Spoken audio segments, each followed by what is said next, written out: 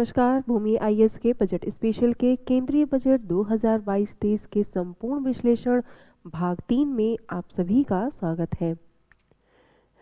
Carbon तटस्थ अर्थव्यवस्था की दिशा में संक्रमण, उच्च प्रभावी मॉड्यूलों के विनिर्माण के लिए उत्पादन से जुड़ी प्रोत्साहन हेतु 19,500 करोड़ रुपए के आवंटन का प्रस्ताव, नए व्यवसायों और रोजगारों में उत्पादकता एवं अवसर सृजित करने के लिए वृत्ताकार अर्थव्यवस्था का संक्रमण, थर्मल पावर संयंत्रों में 5 से 7% बायोमास पेलेट को जलाने का प्रस्ताव, 38 MMT कार्बन डाइऑक्साइड की कमी का अनुमान, कोल गैसीकरण तथा कोयले के रसायन में बदलाव के लिए 4 प्रमुख परियोजनाएं भी लाई जाएंगी।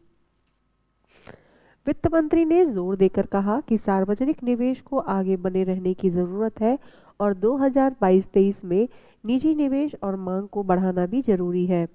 इसे ध्यान में रखते हुए एक बार फिर केंद्रीय बजट में पूंजीगत व्यय के लिए परिव्यय में तेजी से बढ़ोतरी की गई है। अभी यह चालू वर्ष में 5.54 लाख करोड़ रुपए है, जिसमें 35.4% की बढ़ोतरी करके 2022-23 में 7.5 लाख करोड़ रुपए कर दिया गया है।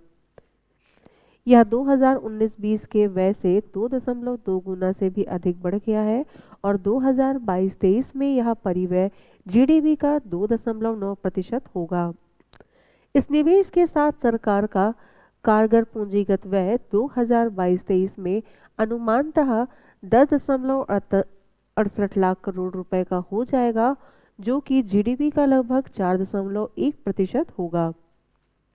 2022-23 में सरकार द्वारा ली जाने वाली सभी बाजार उधारियों के सिलसिले में सॉवरेन ग्रीन बॉन्ड जारी किए जाएंगे, जिनसे हरित अवसंरचना के लिए संसाधन जुटाए जाएंगे। इससे प्राप्त धन को सार्वजनिक क्षेत्र की ऐसी परियोजनाओं में लगाया जाएगा जो अर्थव्यवस्था में कार्बन इंटेंसिटी को कम करने में सहायक हों। सरकार ने ब्लॉकचेन और अन्य प्रौद्योगिकियों के इस्तेमाल से डिजिटल रुपए की शुरुआत करने का प्रस्ताव किया है, जिसे भारतीय रिजर्व बैंक के द्वारा जारी किया जाएगा और इसकी शुरुआत 2022-23 से होगी। केंद्रीय बैंक डिजिटल करेंसी। भारतीय रिजर्व बैंक ब्लॉकचेन तथा अन्य टेक्नोलॉजी का उपयोग करते हुए डिजिटल रुपए लाएगा। इससे अधिक प्रभावी और सस्ती करेंसी प्रबंधन प्रणाली बनेगी। इससे डिजिटल अर्थव्यवस्था को भी बढ़ावा मिलेगा। सहकारी संघवाद की सच्ची भावना को जाहिर करते हुए केंद्र सरकार ने राज्यों को वित्तीय सहायता के लिए पूंजी निवेश योजना के परिव्यय को 10,000 करोड़ रुपए से बढ़ाकर चालू वर्ष के संशोधित अनुमान में 15,000 करोड़ रुपए कर दिया है। इसके अलावा 2022-23 के लिए अर्थव्यवस्था में सभी निवेशों को प्रेरित करने के उद्देश्य से राज्यों की मदद के लिए 1 लाख करोड़ रुपए का आवंटन किया गया है। ये 50 वर्षीय ब्याज मुक्त ऋण राज्यों को दिए जाने वाले सामान्य कर्ज के अलावा हैं।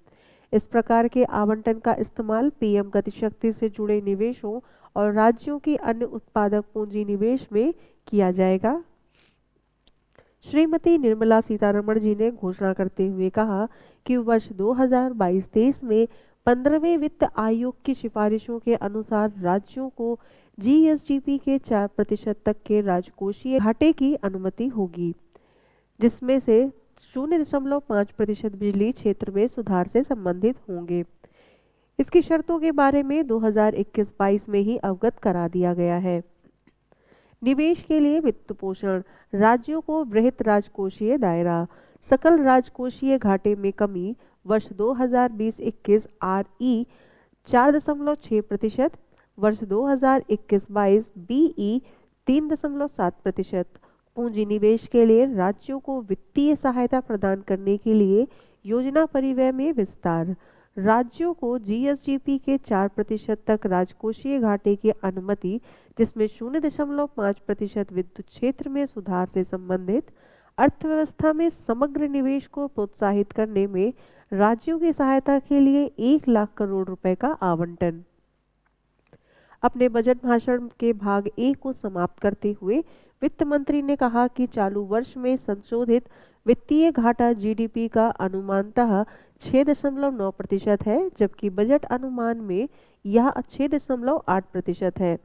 2022-23 में राजकोषीय घाटा जीडीपी का अनुमानतः 6.4% है, जो कि राजकोषीय मजबूती के उस मार्ग के अनुरूप भी है जिसकी पिछली वर्ष घोषणा की गई थी कि 2025-26 तक राजकोषीय घाटे को 4.5% से निचले स्तर पर लाया जाएगा।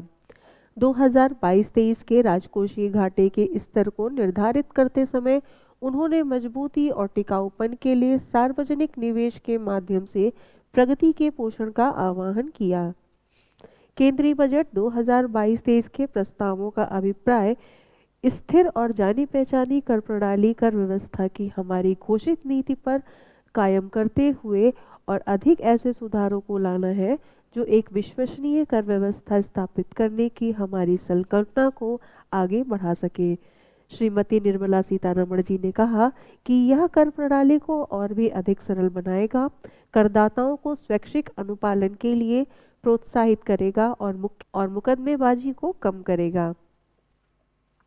प्रत्यक्ष कर के बारे में यह बजट करदाताओं को त्रुटियों में सुधार के लिए 2 वर्ष के भीतर अपडेट की हुई आयकर रिटर्न दाखिल करने की अनुमति देता है।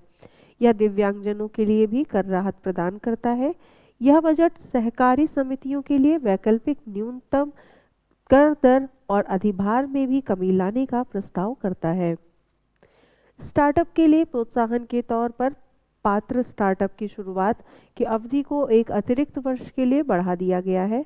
बजट में केंद्र सरकार के कर्मचारियों के साथ राज्य सरकार के कर्मचारियों के बीच समानता लाने के उद्देश्य से एनपीएस खाते में नियोक्ता के योगदान पर कर की कटौती की सीमा को बढ़ाने का भी प्रस्ताव किया गया है। नई विनिर्माण इकाइयों को भी रियायती कर प्रणाली के तहत प्रोत्साहित किया जाएगा। वर्चुअल संसाधनों के अंतरण से प्राप्त आयकर 30% की दर से कर वसूल किया जाएगा। बार बार की अपील से बचने के लिए बजट में बेहतर मुकदमा प्रबंधन का प्रस्ताव किया गया है। घाटे की प्रवृत्तियां।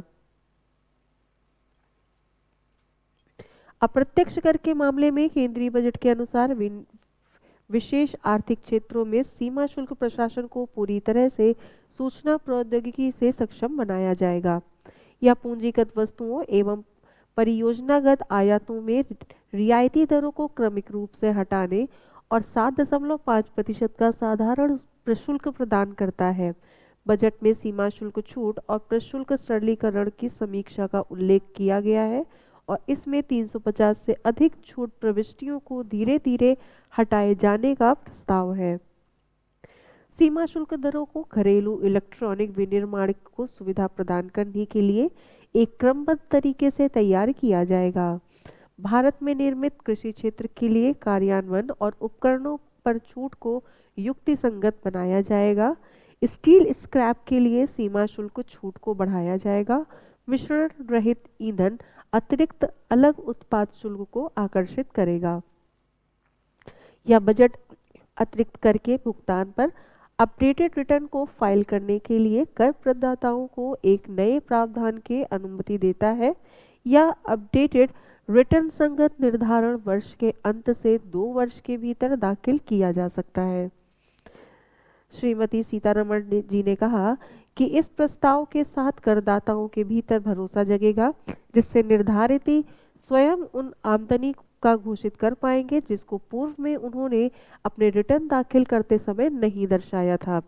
यह स्वैच्छिक कर अनुपालन की दिशा में एक सकारात्मक कदम है। इसी के साथ मिलते हैं बजट स्पेशल के अगले भाग में। तब तक के लिए धन्यवाद।